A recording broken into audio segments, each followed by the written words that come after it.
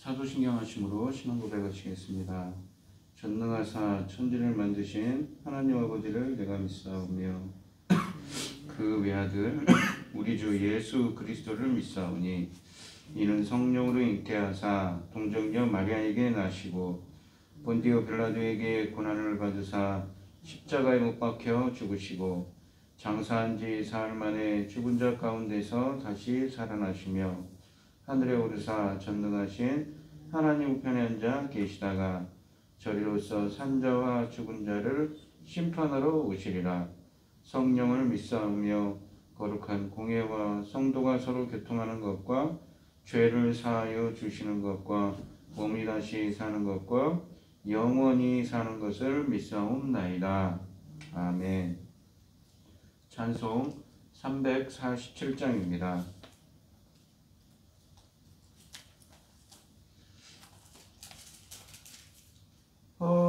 허락하신 새 땅에 들어가려면 마음의 준비 다하여 힘써 일하세. 여호수아 본받아 앞으로 가세. 우리 거할 처소는 주님 품일세. 시험 환난 당해도 낙심 말고서 맘의 걱정 버리고 힘써 일하세. 여호수아 본받아 앞으로 가세.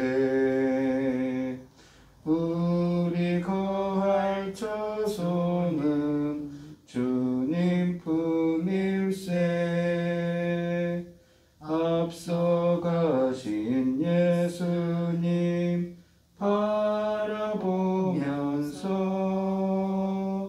모두 마음을 아파여 힘써 일하세.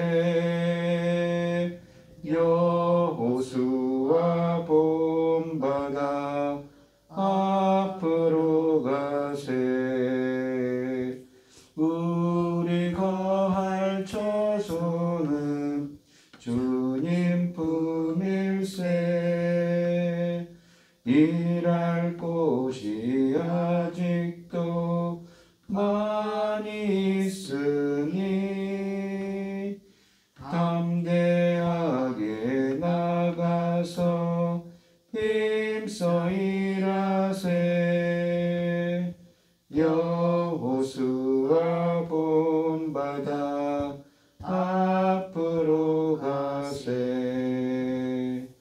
우리 거할 처소는 주님 품일세.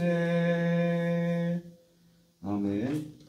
오늘 함께 하실 하나님의 말씀은 이 창세기 12장 1절로 9절 말씀입니다. 창세기 12장 1절로 9절입니다. 교독을 하도록 하겠습니다. 제가 먼저 읽겠습니다. 여호와께서 아브라함에게 이르시되 너는 너의 고향과 친척과 아버지의 집을 떠나 내가 네게 보여줄 땅으로 가라. 내가 너로 큰 민족을 이루고 내게 복을 주어 내 이름을 창대하게 하리니 너는 복이 될지라. 너를 축복하는 자에게는 내가 복을 주고 너를 저주하는 자에게는 내가 저주하리니 땅의 모든 족속이 너로 말미암아 복을 받을 것이라 하신지라. 이에 아브라함이 여호와의 말씀을 따라갔고 롯도 그와 함께 갔으며 아브라함이 하란을 떠날 때에 75세였더라. 아브라함이 그의 아내 사레와 조카 롯과 하란에서 모은 모든 소유와 얻은 사람들을 이끌고 가나안 땅으로 가려고 떠나서 마침내 가나안 땅에 들어갔더라. 아브라함이 그 땅을 지나 세겜 땅 모래 상수리 나무에 이르니 그때 가나안 사람이 그 땅에 거주하였더라. 여호와께서 아브라함에게 나타나 이르시되 내가 이 땅을 내 자손에게 주리라 하신지라. 자기에게 나타나신 여호와께 그가 그곳에서 제단을 쌓고 거기서 베델 동쪽 산으로 옮겨 장막을 치니 서쪽은 베델이요 동쪽은 아이라. 그가 그곳에서 여호와께 제단을 쌓고 여호와 이름을 불렀더라. 점점 남방으로 옮겨갔더라. 아멘. 이 오늘 본문 말씀의 제목은 믿음의 조상 아브라함입니다. 하나님께서 아브라함을 이 하란에서 아브라함을 불러내시고 그에게 땅과 자손을 가나안 땅을 약속하시면서 그 네 자손에게 이 땅을 주리라고 약속하십니다. 아브라함은 말씀에 순종하여 하란을 떠나 가나안 땅에 이릅니다.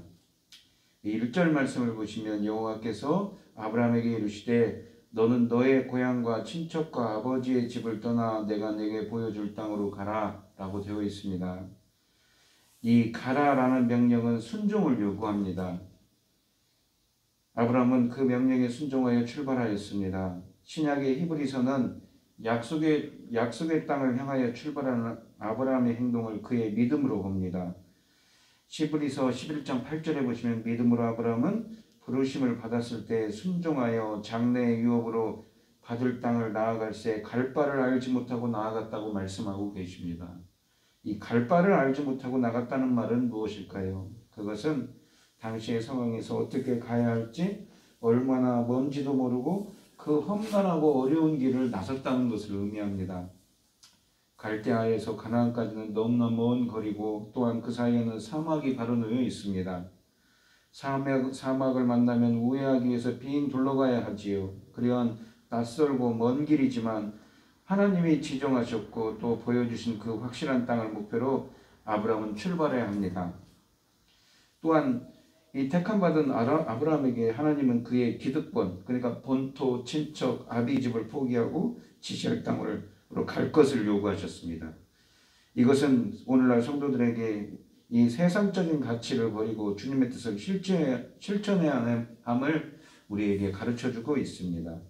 그래서 우리는 아브라함의 삶의 자세를 본받아야 되는 것이지요. 여호와께서는 이때 땅의 이름을 말하지도 그 땅에 관해 설명해 주시지도 않았습니다. 즉 아브라함은 믿음의 새로운 시험에 직면한 것이지요. 하나님은 자신의 목적에 맞는 사람을 찾으시되 무거운 시련을 이기며 하나님의 뜻을 자기 인생에 참으로 유일하게 중요한 것으로 생각하는 사람을 찾으셨습니다. 또한 이 성경에서 차지하는 중요한 주제 중 하나는 땅입니다. 인간은 원래 창조에서 땅을 차지할 것에 대한 복을 받았었는데 이 아담이 범죄한 후에 아담 자신이 땅에서 쫓겨났고 그 아들 가인 그리고 그 후손들도 역시 땅을 잃고 땅에서 유리하는 자가 되었습니다. 그런데 이 노아 때에 와서 노아의 언약으로 말미암아 다시 땅을 차지할 복을 주셨습니다. 하지만 이 바벨탑 사건으로 이 반역을 일으켜서 다시 땅을 흩어졌지요. 그러나 아브라함에 이르러서는 땅을 잃어버린 역사에서 땅을 차지하는 역사로 대전환을 이룹니다. 앞으로 있을 이 아브라함의 자손들에게 하나님은 약속의 후손들에게 땅을 주겠다고 계속 약속을 합니다. 아브라함과 이삭과 야곱과 그 12지파 이스라엘 사람들에게 말입니다. 그 땅에 대한 약속은 종말에 가서 성경에 보시면 완성될 것입니다. 그때 에덴 동산과 같은 회복된 땅에서 사람들은 영원히 하나님을 찬양하면서 살 것입니다. 요한계시록 22장에 보시면 에덴 동산 생명나무의 길을 다시 회복을 하지요. 12장 2절에 보시면 내가 너로 큰 민족을 이루고 내게 복을 주어 내 이름을 창대하게 하리니 너는 복이 될지라 라고 되어 있습니다. 이것은 아브라함이 모든 인간들 앞에서 존귀하게 될 것이라는 영적 축복을 가리킵니다. 실제로 아브라함에게는 이 야고보서 2장 23절에 보시면 하나님의 친구, 또 시편 105편 5절과 6절에 보시면 여호와의 종, 열국의 아비, 그리스도의 조상이라는 이 축복이 주어졌습니다. 아브라함이 이 말씀을 받을 때 그의 나이는 75세였고 아내 사라의 나이는 65세였기 때문에 여기 아기를 갖는다는 생각은 거의 불가능했습니다. 그러나 아브라함은 이 말씀을 믿음으로 받아들였고 이것은 하나님께 의로 여겨졌다고 로마서 4장과 창세기 10 로마서 4장 17절과 22절 말씀에 쓰여져 있습니다. 하나님께서는 이러한 말씀에 큰 민족을 이루게 하시겠다는 약속을 하셨는데, 이러한 믿음의 큰 민족을 이루게 하시겠다는 말씀을 약속을 하셨는데, 이는 이스라엘이 수적인 면에서 창대할 뿐만 아니라 바다와 모래와 같이 하늘의 별과 같이 많을 뿐만 아니라 너로 말미암아 약속의 자손 메시아가 나오고, 그러므로 인해 이 구원의 백성 영역, 그런 영적 이스라엘이 창대하리라는 말씀이기도 합니다. 이러한 의미는 내가 복이 될지라는 하나님의 선언에서 더욱 분명하게 밝혀지고 있지요. 이 3절 말씀을 보시면 너를 축복하는 자에게는 내가 축복하고 너를 저주하는 자에게는 내가 저주하리니 땅의 모든 족속이 너로 말미암아 복을 얻을 것이라. 우리가 명령의 내용을 한번 생각해 보면 1절 말씀에서는 너는 고향과 친척과 아비의 집을 떠나라고 순종을 요구하셨습니다. 그리고는 2절에는 내가 내게 복을 줄 것이라고 말씀하십니다. 그러면서 3절에서는 너로 말미암아 복을 얻을 것이다. 땅의 모든 족속이 복을 얻을 것이다. 너는 복이 될지라 라고 말씀합니다. 그러니까 이 순종을 해야 하나님께서 복을 준다는 것이지요. 우리는 많은 사람들이 복 주십시오, 복 축복하여 주십시오 라고 무조건 기도하지만 기도를 드리기 전에 먼저 순종에 있어야 한다는 것입니다. 우리가 승리의 삶을 살기 위해서는 순종을 연습해야 한답니다. 그래서 이 계시록 2장 10절 말씀에도 내가 죽도록 충성하라. 그래야면 내가 생명의 관을 내게 주리라 라는 말씀하시는데, 이 말씀도 상급보다는 순종이 우선되어야 됨을 강조하고 있습니다. 아브라함을 믿음의 조상으로 두고 있는 우리는 모두 세상 사람들의 복과 저주의 근원입니다. 우리는 공동체 안에서 서로에게 축복의 통로가 되어야 되는 것이지요. 누구를 저주한다든가 누구를 그러는 것이 아니라 누구에게 축복을 해줘야 됩니다. 연약한 지체들을 세우고 격려하고 돌보고 섬기는 일을 통해 서로에게 하나님의 복이 임하도록 해야 되는 것이지요. 우리가 복이라는 말은 이 창세기에 천지 창조를 할 때 하나님께서 1장 28절에 사람을 창조하시고 하나님이 그들에게 복을 주셨다는 표현이 있습니다. 또한 2장 3절에 보시면 안식일을 제정하시고 그것을 거룩하게 하셨다고 말씀하시지요. 인간은 첫 출발부터 복받은 존재였습니다. 그러나 타락 이후에 하나님은 이 복을 거둬가셨지요. 이제 본문에서 보시면 이 아브라함, 믿음의 조상인 아브라함을 통하여서 다시 복의 회복을 시작하십니다. 그 이후에 이 복은 계속 약속으로 주어집니다. 이 복의 약속은 후손들에게 계속 이어질 것입니다. 이삭과 야곱과 그 후손들에게도 이 성경 말씀을 통해 확인이 됩니다. 하나님이 아브라함에게 주신 복에는 여러 가지 특징이 있지만 그 특징들은 무엇이 있습니까? 바로 영적인 것과 육적인 것을 다 포함하고 있지요. 이 영적인 복은 무엇입니까? 자기 백성들을 선택하시고 또 구속사의 주체로 삼으신 것 자체가 복입니다. 아브라함의 후손들이 그 아브라함의 약속의 반일에 참여하는 것이 바로 복인 것이지요.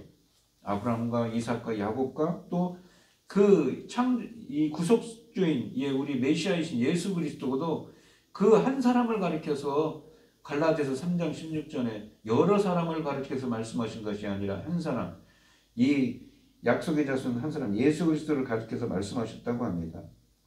그러면서 이 갈라디아서 3장 9절과 14절 같은 말씀들은 이 영적인 복에 대해서 말씀하시는데 믿음의 백성이 아브라함의 복을 나누어 가질 것이라고 진술합니다. 그러면서 그 복을 성령의 약속과 같다고도 말을 하지요. 거기에는 이 영적인, 그러니까 아브라함의 믿음에 속한 자들에게 이러한 복을 준다고 갈라디아서나 로마서에 나와 있는 것입니다. 물론 물질적인 복도 당연히 포함되는 것이지요. 그래서 우리가 성경에 보시면 아들 이삭은 어디를 가든지 우물을 팠는데 우물에서 물이 콸콸콸 솟아납니다. 그러니까 아비멜렉이 깜짝 놀라지요. 저 사람은 하나님이 함께하는 사람이다 라고요. 아브라함은 복의 근원이 될 것이며 이방인도 이 복에 참여할 거라고 이 말씀에서 나와 있습니다. 이 복은 신약 성경에까지 적용이 되는데 바울은 그것을 복음과 동일한 것으로 노으려 했습니다. 갈라디아서 3장 7절로 9절에서 바울은 현재 이방인들이 구원에 참여하고 있는 것은 바로 땅의 모든 족속이 너를 위하여 복을 얻을 것이라 라는 창세기 구절에 근거하여 있음을 인용하면서 이야기를 합니다. 또 하나님이 이방을 믿음으로 말미암아 의로 정하실 것을 성경이 미리 알고 먼저 아브라함에게 복음을 전하되 모든 이방이 너를 인하여 복을 받으리라 하셨으니 라고 말을 합니다. 바울은 계속 이방인이 어떻게 아브라함의 복에 참여할 수 있는 것에 대하여 진술해 나갑니다. 그것은 바로 아브라함이 가졌던 것과 동일한 믿음을 가짐으로써 이루어지는 것이라고 표현을 합니다. 아브라함의 믿음은 언약을 확고히 하려는 그 어떤 인간적인 의지나 노력을 포기하며 전적으로 하나님께서 이루어 주실 것임에 맡기는 것입니다. 그러니까 이 아브라함의 이야기를 천천히 읽다 보면 믿음의 사람은 어떤 사람인가 우리는 알 수 있고 그를 통하여서 우리도 그 믿음을 갖게 되고 또한 그 아브라함에게 주신 복에 참여하는 자가 될 수 있다는 것입니다. 4절 말씀에 보면 이 아브라함이 여호와의 말씀을 따라갔고 롯도 그와 함께 갔으며 아브라함이 하란을 떠날 때 75세였더라. 여기 보시면 말씀을 따라갔다라는 것은 그 길로 행했다는 인생의 길을 행했다는 것이지요. 아브라함이 1절 말씀에 나온 것처럼 그 땅에 이 아브라함이 하나님이 떠나라고 말을 하지요. 네 본토 친척과 그 아비 집을 떠나라고 말씀했는데 그 말씀에 순종했음을 그 하나님의 명령을 온전히 실행했음을 강조하고 있습니다. 5절로 7절 말씀을 보시면 아브라함이 그의 아내 사라와 그의 조카 롯과 하란에서 모은 모든 소유와 얻은 사람들을 이끌고 가나안 땅으로 가려고 떠나서 마침내 가나안 땅에 들어갔더라. 아브라함이 그 땅을 지나 세겜 땅 모래상수리 나무에 이르니 그때 가나안 사람이 그 땅에 거주하였더라. 여호와께서 아브라함에게 나타나 이르시되 내가 이 땅을 내 자손에게 주리라 하신지라. 자기에게 나타나신 여호와께 그가 그곳에서 제단을 쌓고 라고 되어 있습니다. 하나님께서 나타나셨다는 것은 하나님의 현면이지요. 계시를 의미합니다. 그가 하나님의 말씀에 잘 순종하여 이것까지 왔음을 확인해 줍니다. 내가 이 땅을 내 자손에게 주리라는 아브라함이 큰 조상이 되리라는 약속을 다시 확인하는 것이지요. 아울러서 내가 네게 보여줄 땅이 바로 이 땅임을 선언하십니다. 하나님의 말씀에 순종하여 이것까지 오게 된 아브라함에게 자손과 땅의 약속을 재차 확인해 주시는 것입니다. 이날부터 아브라함은 이 땅의 소유자가 됩니다. 그런데 이 소유권이 넘어오기까지는 상당한 시간이 걸리지요. 사실 땅보다 더 급한 것은 자손입니다. 아내 사례는 아내를 낳기에는 의학적으로 불가능한 나이기 때문인 것이지요. 그런데도 하나님은 땅과 자손을 약속하셨습니다. 이러한 상황에서 그가 할 수 있는 최선은 오직 하나님의 약속을 믿으며 기다리는 일이었습니다. 또한 아브라함은 그곳에 여호와께 제단을 쌓았다고 말합니다. 그것은 제사를 드리는 예배행위지요. 또한 하나님을 섬길 뿐만 아니라 땅을 주겠다는 약속에 대한 감사의 예물을 바치는 것이었을 것입니다. 아브라함은 약속의 땅에 대한 소유권을 주장하기 위해 물리적인 힘을 빌리지는 않았습니다. 그 모든 소유권은 하나님께 맡기고 그를 섬기는 데만 치중하고 있습니다. 하나님께서 주실 것을 믿고 있기 때문이지요. 그리고 하나님은 아브라함에게 빨리 그 땅을 소유하게 조치를 취하지 않고 있습니다. 아브라함의 믿음을 연단시키고 있는 것입니다. 그 땅을 주겠다는 약속을 믿고 믿음으로 나아가기를 말입니다. 8절로 9절 말씀해 보시면 거기서 베델 동쪽 산으로 옮겨 장막을 치니 서쪽을 베델이요 동쪽은 아니라 그가 그곳에서 여호와께 제단을 쌓고 여호와의 이름을 부르더니 점점 남방으로 옮겨갔더라. 여호와의 이름을 불렀다라는 것은 이 하나님께 예배를 드렸다는 것이지요.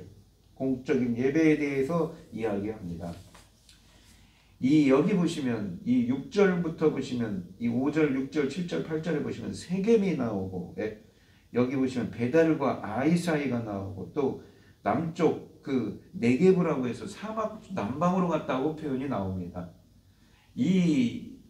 이것은 이 아브라함의 믿음의 여정을 시작하는데 이 땅을 주겠다는 약속은 나중에 누구에게 주십니까? 이어집니까? 아브라함과 이삭과 야곱과 또 이스라엘 12지파 출애굽한 이스라엘 백성들에게 이어지죠. 그래서 나중에 이 야곱이 창세기 34장과 35장에 이 가나안 땅으로 다시 돌아왔을 때 이 곳을 순례를 합니다. 또한 여호수아서에 보면 여호수아가 이곳에 와서 이 세겜 땅에 와서 이 감사 예배를 드리는 거죠. 언약 갱신을 합니다. 그러니까 이 성경에 있는 이 지명들 중에 이 세겜, 베델과 아이 사이 이 남방 지역은 상당히 이 중요한 곳입니다. 언약을 주셨고 언약에 대한 성취에 대한 이야기를 하고 있는 것이지요. 이 이야기는 노아의 이야기와 또한 비슷한 점이 많습니다. 온 인류가 물 심판으로 멸망한 후에 하나님이 노아와 언약을 맺으신 것처럼 아브라함도 하나님과 언약을 체결하게 됩니다. 노아가 제2의 창조를 의미하는 만큼이나 아브라함도 새로운 창조를 상징합니다. 노아가 그 언약을 통하여 새로운 언약을 통하여 온 세상에 축복을 가져왔는데 아브라함도 마찬가지지요. 아브라함이 하나님의 말씀에 순종하면 온 인류가 그를 통하여 복을 받게 될 것이라는 약속을 받습니다. 이 두 이야기에 사용되는 문구들도 비슷합니다. 더 나아가 아브라함은 새로운 아담이라고 할 수가 있습니다. 새로운 출발이지요.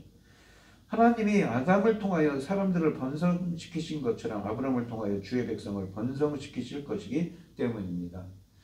이 출애굽 가나안의 이 이야기는 아까도 말씀드렸듯이 땅의 이야기를 했습니다. 하나님께서는 너와 내 자손에게 이 땅을 주리라고 말씀을 하시지요. 근데 이것을 누가 성취를 합니까? 여호수아가 이스라엘 백성들을 이끌고 들어와서 성취를 합니다. 이 여호수아서 21장 45절에 보시면 여호와께서 이스라엘 백성에게 말씀하신 선한 일이 하나도 남음없이 다 응하였더라 라고 말씀합니다. 응하였더라 라는 말은 뭐니까 이루어졌다는 거죠. 그러니까 하나님께서는 아브라함에게 행하셨던 지금 이 본문에 있는 말씀 처음 말씀하시는 말씀을 다 이루고 성취했다는 표현을 씁니다. 그러니까 이 많은 학자들이 모세오경이라고 보통 전통적으로 이야기하지만 여호수아서를 포함을 해서 육경이라는 표현을 씁니다. 하나님께서 말씀하시고 그것을 성취했다는 의미에서 말입니다. 이 성경은 그래서 그 하나님의 말씀을 어떻게 성취하는가 그 여정을 지금 오늘 본문에서 시작하고 있는 것이지요. 아브라함이 가나안 땅에서 새 삶을 시작합니다. 그 땅은 이전에 살던 우르나 하란보다 나을 것이 없습니다. 그것은 세속적인 곳이지요. 그것에 비해서 이 가나안 땅은 어떻습니까? 상당히 세상적인 곳보다는 버려진 땅이고 또 그곳에는 가나안 땅에 사는 사람들이 있습니다. 이방인들이지요. 이미 가나안 사람들이 살고 있기 때문에 나그네로 머물러야 하는 땅입니다. 하나님이 우리에게 순종을 요구하신 길이 이미 잘 갖춰진 곳이기보다는 들어가 일구고 가꿔야 할 곳인 경우가 많습니다. 그럼에도 아브라함이 가는 곳마다 제단을 쌓아 하나님의 이름을 부르고 사명을 수행했듯이 우리도 주어진 길에서 순종의 삶을 살아가야 하는 것이지요. 그러니까 이 약속의 땅을 갖지만 지금은 나그네로 머물러 있습니다. 그 땅을 향하여서 그 약속을 향하여서 나아가고 있지요. 우리에게도 이 베드로전서에 보시면 나그네 같은 인생길이라는 표현이 있습니다. 우리는 본향을 찾아서 우리가 가고자 하는 그곳을 찾아서 가야 되는 것이지요.